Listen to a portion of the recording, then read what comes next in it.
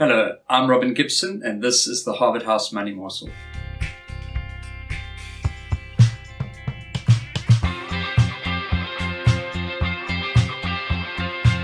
Welcome back. Thank you for joining us again. Please don't forget to like and subscribe. Click the bell so you get a notification of when we release a new video. Michael and I are filming on Monday morning. It's results of elections. Michael, good morning. Good morning, Robin. So, Michael, do you want to make any commentary on where we're going with our politics in this country? No, none at all. None at all.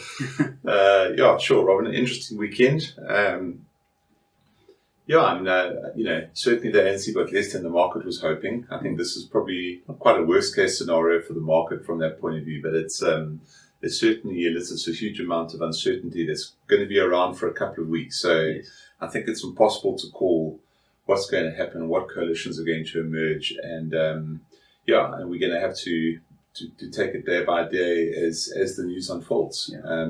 But certainly, there's going to be some sort of coalitions. There might even be a minority government where there's tacit agreements to support, but there's actually no coalition. Who really knows what's going to happen? So I just don't think we can get ahead of ourselves on that. But it is going to be interesting, and I think interesting is probably a bad word because we say a lot that markets don't like uncertainty. So if there is going to be uncertainty, you can expect it to manifest itself in weaker markets or jittery markets because that's what they do.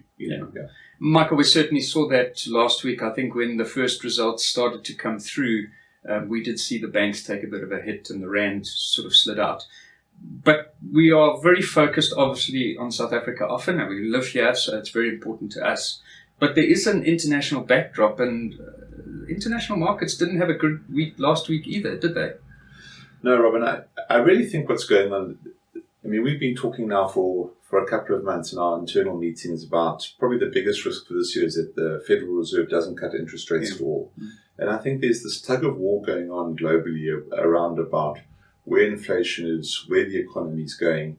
There's some economic stats that are quite buoyant, unemployment especially, but there's a lot of other things. I mean, James wrote about it in Intuition a couple of weeks ago about McDonald's and the fast food guys. They're definitely seeing a slowdown. There's a lot of companies that came out last week in America, big retail companies that are saying, consumers are slowing down. They're choosing budget brands. There's not as much money going around. So that in some ways should be quite good news for the Fed because they've been concerned that the economy isn't slowing down. Yes. But the risk really is, I think, globally, is that you've got this massive tug of war going on between if inflation doesn't come down, can the Fed really cut rates or does it damage their credibility around inflation?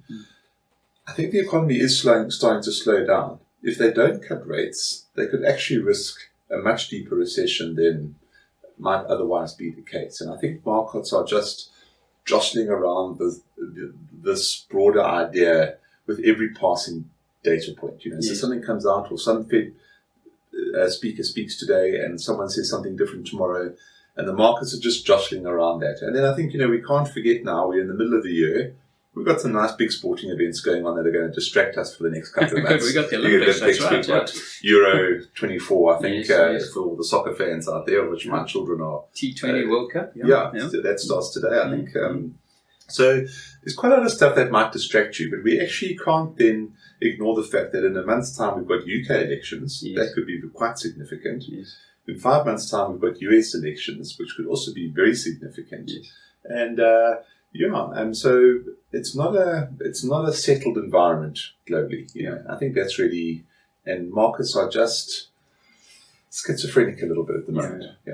On the real upside, and we'll finish with this, Michael. We now, is it 60 days without load shedding, and we're 4 or 5 days post the election, and we were supposed to have had stage 6 or 8 by now. I'm not sure, but that's actually in the background. That's actually quite good for South African companies, isn't it? Yeah, Robin, and listen, it's definitely margin enhancing. I mean, we've talked about it often and how much money people have spent on diesel and the impact that it has on shop behavior and everything. So listen, South Africans are under pressure. There's no doubt about that. You could see that last week in Woolies' trading update.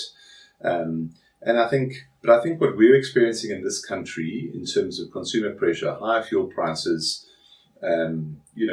weak growth, I think that's manifesting in a lot of areas around the world. Everybody's grappling with high interest rates, high fuel prices, weaker consumer spending. We're not alone on this, And so, South Africans are a bit under pressure, but from a company point of view, there's no doubt that every day without load shedding, and even if we go back to stage 2, compared to where we were last year, is significantly better. Yes. And, we can even say anecdotally, sitting here at Harvard House, we're not spending whatever money we were spending on diesel for our generator. It's one cost we don't have that we did have last year. Yeah. So if you multiply that across the whole economy, it has to make a difference. Yes. But it might just be compensating for weakness elsewhere at the moment. Yes.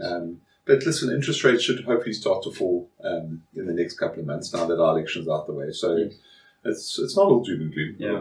It's certainly not, and times are interesting, but there's never a dull moment. No, absolutely. Well, the next 10 days in South Africa's political sphere is probably going to be formative and highly interesting. We'll be back to comment on it. Thank you for joining us. Bye-bye.